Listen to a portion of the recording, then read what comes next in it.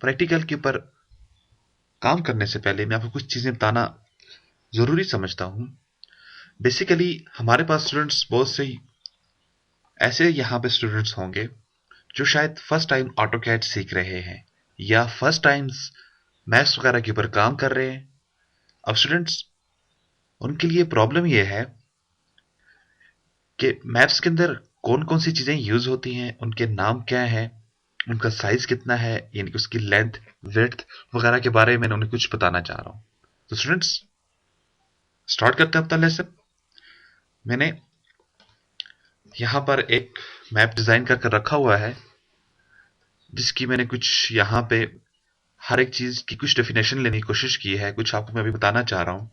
Students देखिए, हमारे पास ये एक मैप है। ये बेसिकली हमारे पास 2D प्लान होगा। याद रखें, आपके पास 2D और 3D दोनों मिलकर एक प्रोजेक्ट को कंप्लीट करते हैं, लेकिन अभी हम 2D के ऊपर बातचीत करने जा रहे हैं।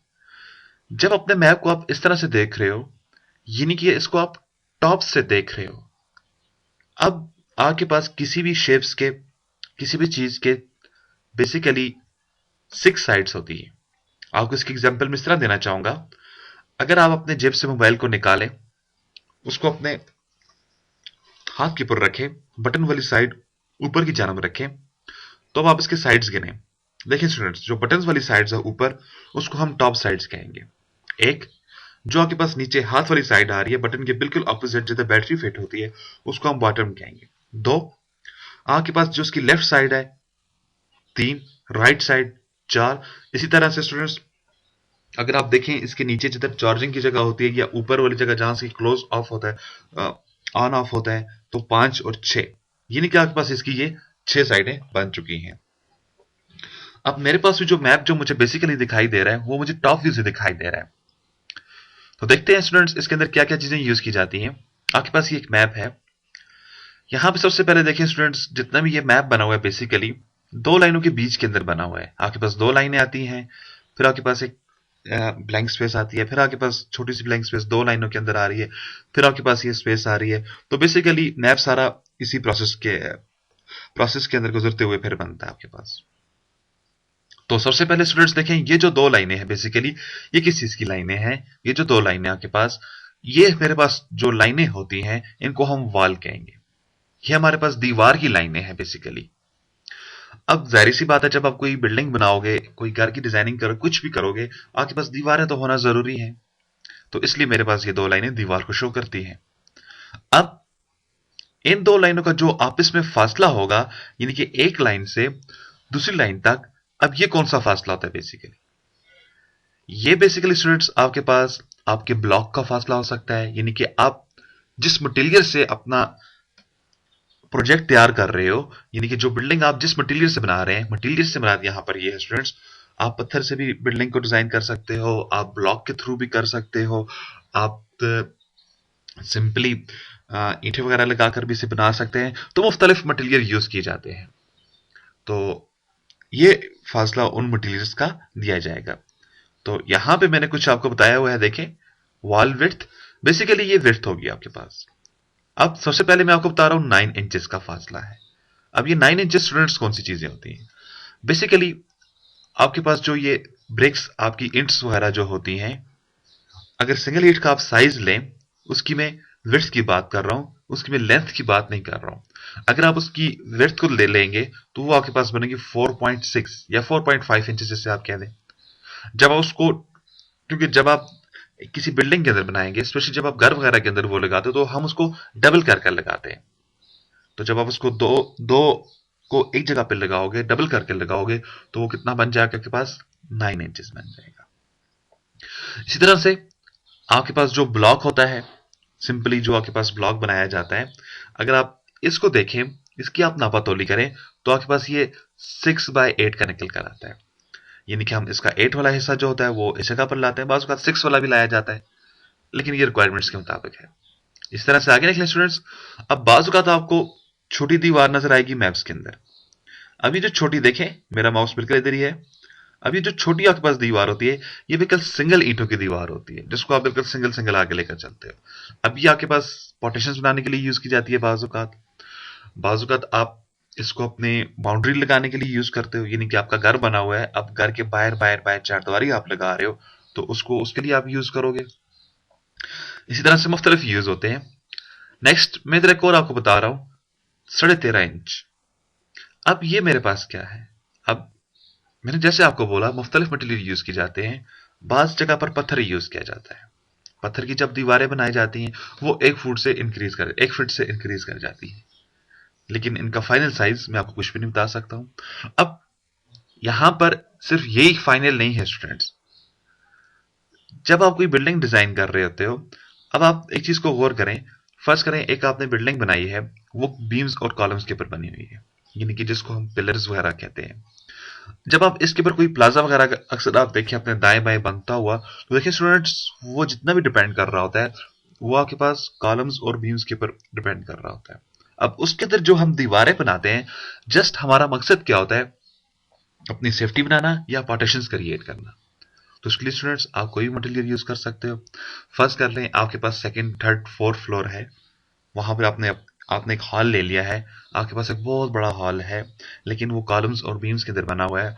तो अगर आप इस्लामाबाद वगैरह या ऐसे बड़े शहरों में जाकर देखें तो एल्युमिनियम यूज किया जा रहा है वहां पे। यानी कि पार्टीशंस के लिए मुख्तलिफ मटेरियल यूज किए जा सकते हैं। नेक्स्ट चलते हैं स्टूडेंट्स आगे। उसके बाद अगर आप देखें इन लाइनों के अंदर, मैं आपको करीब से दिखाना चाहूंगा। इन लाइनों के अंदर कुछ और दो दो लाइनें नजर आ रही हैं, 1 2। अभी आपके पास दीवार की लाइनें हैं, इसके अंदर कुछ और लाइनें दिखाई दे रही हैं। बेसिकली स्टूडेंट्स ये तमाम सिंबल्स होते हैं।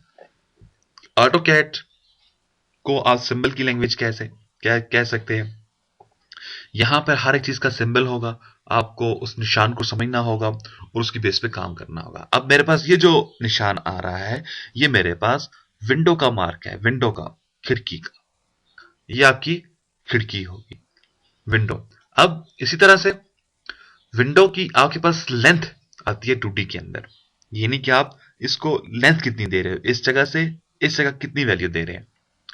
स्टूडेंट्स, ये वैल्यू भी डिफरेंट है, डिफरेंट टाइप्स पे, डिफरेंट जगह पर, डिफरेंट मौका पर यूज की जाती है इसको भी।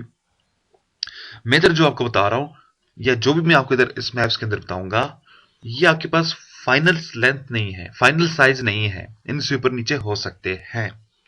अब नॉर्मली 4 5 6 8 फीट्स की विंडो यूज की जाती है नॉर्मली, लेकिन अब आप खुद सोचें, आपके पास एक हॉल है जिसकी लेंथ आपके पास 50 फीट्स बन रही है, जस्ट लेंथ, और विड्थ भी चले 50 बन रही है। अब उसके अंदर आप या 4 5 8 की अगर आप एक विंडो बनाएंगे, वो तो उसमें बहुत छोटी छोटी नजर आएंगी। स्टूडेंट्स, ये तमाम चीजें मौके पे जाकर देखी जाती हैं, डिजाइनिंग करते वक्त देखी जाती हैं।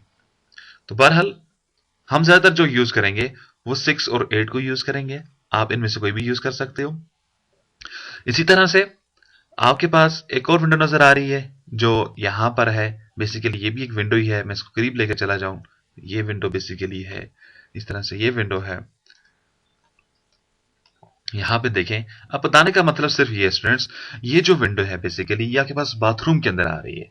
अब यहां पे बेसिकली डॉटेड लाइनें होनी चाहिए थी, मुझे याद नहीं रहा, मैं ये बना लेता। बहरहाल मैं आपको बता दूंगा प्रोजेक्ट्स के अंदर प्रैक्टिकल करके, यहां पर डॉटेड लाइन होनी चाहिए थी, क्योंकि आप विंडो और आपके जो रोशनदान होते हैं, यानी खिड़कियां और रोशनदान जो होते हैं, इनमें आप डिफरेंट करने के लिए फिर इसको डॉटेड बनाते हो। तो इसका जो साइज होता है वो भी कोई फाइनल साइज नहीं है। आपके पास 1 फीट्स भी हो सकता है, 2 भी हो सकता है, 3 भी हो सकता है, 4 भी हो सकता है, लेकिन बात वही है, आपका जो बाथरूम है उसके साइज के ऊपर वो डिपेंड करेगा।